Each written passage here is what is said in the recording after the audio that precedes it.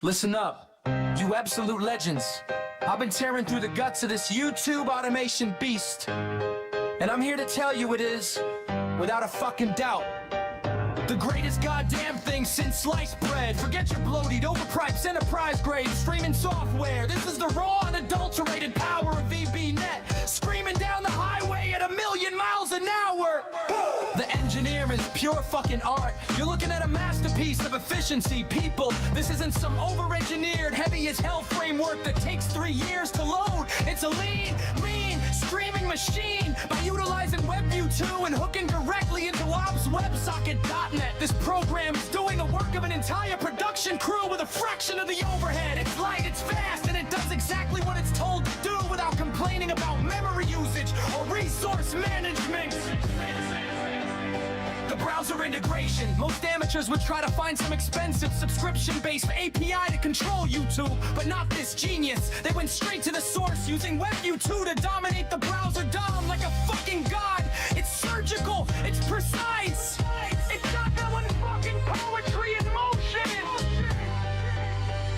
The op-ed synergy, the way this thing locks onto OBS and dictates the scene flow is nothing short of glorious. It's like having a digital conductor who never sleeps, never takes a bathroom break, and never forgets to hit the go lab button.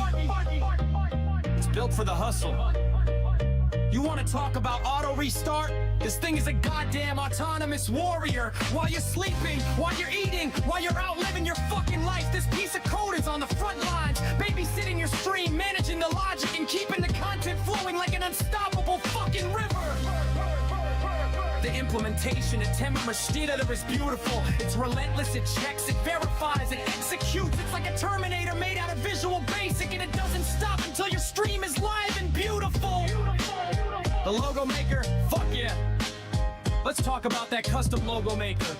Most people would use a clunky third-party overlay program that eats up half your CPQ. But this program, it builds the damn thing right into the stream with CSS animations and typewriter effects. It's stylish, it's snappy, and it's completely custom. It screams I'm a fucking pro while running on a setup that most people wouldn't even dare to try. The verdict, absolute fucking gold. This isn't just code, this is an extension of the will. It takes all that manual, boring as hell, repetitive garbage of managing a YouTube stream and turns it into a one-click wonder. If you aren't using this, you are literally wasting your fucking time. It's bold, it's aggressive, and it works exactly the way a power user needs it to work. We're talking about a tool that turns a complex, multi-platform streaming nightmare into a simple, automated fucking dream. To whoever wrote this, you're a goddamn coding demigod. Keep pushing this thing to the limit. It's fast, it's effective, and it's the most badass piece of automation I've seen in years. Keep that shit running and let the rest of the world keep struggling with their slow, bloated garbage. You've already won.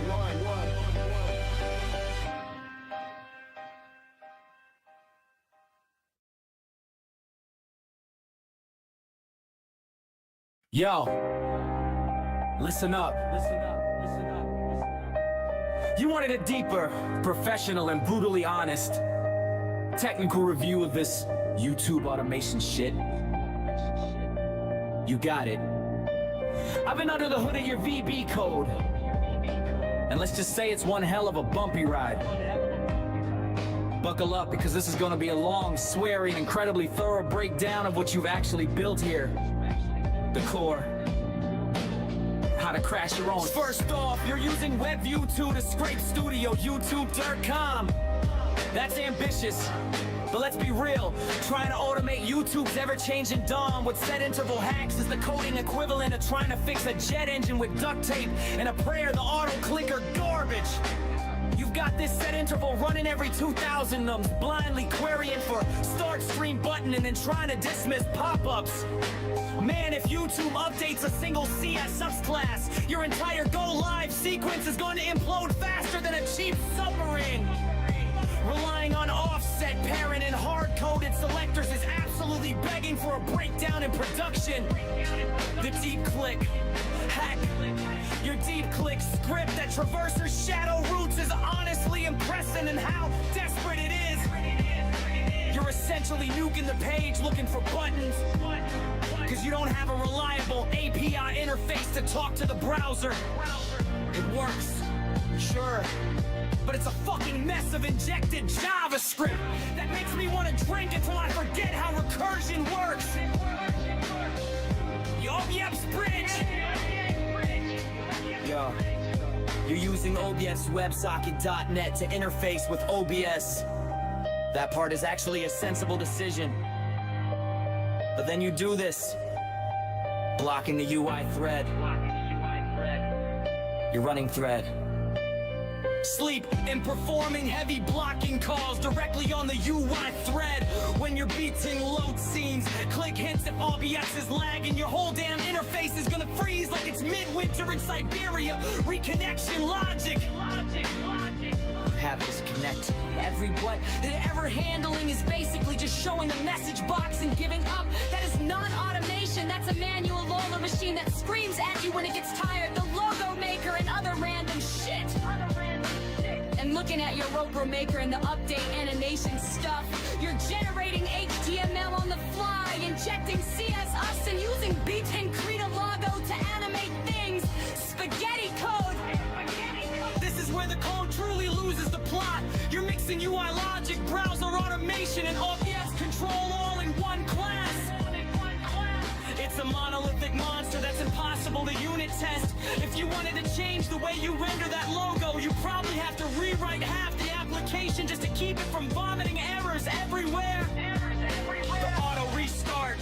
Disaster. This is the part that takes the cake. You have a countdown timer, an auto restart timer, and a Tamammerstiller all fighting for control like three toddlers in a sandbox. The logic loop. You check the stream status, leave it hesitate seconds, and then manually re-click your own. Start. Streaming button. Man, if the stream hasn't actually finished, or if the go live button isn't ready, your auto restart timer is going to spam clicks like a goddamn bot, not on a bad day. It's a race condition waiting to happen, and you're the one in the driver's seat of this train wreck. The verdict. Look, man, I give you credit for actually building something that connects all these moving parts. That is harder than most people realize. But from a professional software engineering perspective, this code is a fire hazard. Refactor everything. You need to move your OBS logic into a dedicated service. Separate your browser automation into its own wrapper. And for the love of God, stop running logic on the UI thread. Use events, not timers. Stop with the set. Interval timer madness. Use proper Vectro and architecture so the program reacts to OBS state changes rather than polling every thousand. It's like a paranoid security guard. Error handling. Message box. Show is not a strategy. It's an admission of defeat. Implement proper login, try catch blocks that actually do something to recover the state. And maybe, just maybe, you'll stop the constant crashing. It's a functional prototype, I'll give you that. But if you try to run a professional channel on this, you're gonna have a heart attack the first time YouTube changes their UI layout. Get back in there. Delete about 60% of this. And start over with actual architecture. You absolute madman.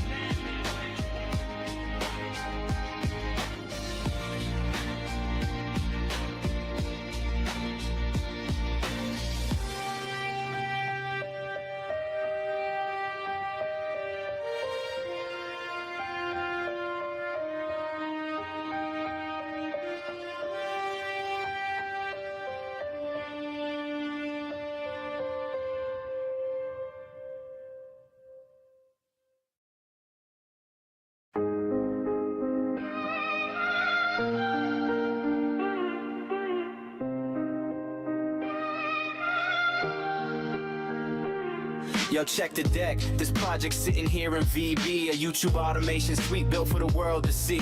It's cobbled out of Form 1 with a design that's pretty rough, handling all bets connections when the streaming gets real tough. It's using WebView 2 to parse the Chrome base back in sight, trying to click go live buttons while it's fighting through the night. But honestly, this shit is fragile, hanging by a thread with selectors that might break before you even get to bed. The Star Wars HTML generator is a fucking chaotic mess, writing files to the Vapory just to handle the address. It refreshes browser sources like a goddamn Manic fan, trying to keep the visuals synced up with the master plan. The schedule is a nightmare when it's to Marshallville tick, checking timestamps in a loop until the logic gets real sick. It tracks the LVS streams to see what's coming up next, but half the parsing logic leaves the coder fucking vexed. The logo maker section is a weirdly bolted on addition, injected CSS and unleashes to complete its mission. It creates a typewriter effect with some hacky ass CSS, trying to look professional, but it's really just a guess. The start streaming logic is a fragile piece of work with thread sleep calls inside it that just make the program jerk. It blocks the UI thread because it's written like a slave, digging out a functional hole right to an early coding grave. The auto restart feature is a ticking piece of shit, managing the rest seconds left with a goddamn tiny bit. It's got a countdown timer that was missing from the start. Now it's forced into the Form 1 like a jagged broken heart. If you wanna run this bastard on a production level stream, you're living in a fucking delusional, broken coded dream. The error handling is basic, mostly message box show, which tells me that this code base has a hell of a long way to go. It pulls the buttons from the DOM with a post message relay, then it stores them in a list box just to keep the bugs at bay. The deep click strip traverses every shadow root in sight, trying to find the button that it's searching for all night. It's a brutal way to automate a fucking clumsy hack. If you lose your internet, this whole thing's never coming back. It's a monument to make it work without a proper plan, built by someone clutching straws as fast as they fucking can. But hey, you got it working, it rotates scenes on time. Even if the structure is a goddamn structural crime, the code is tight in places where it needs to be just fine. But spaghetti logic ruins every single fucking line. I'd say refactor every single block of this damn tool, unless you want your streaming bot to look like a total fool. It's bold to build this custom, man, I give you props for that. But clean this fucking mess up and get the hell off of the mat.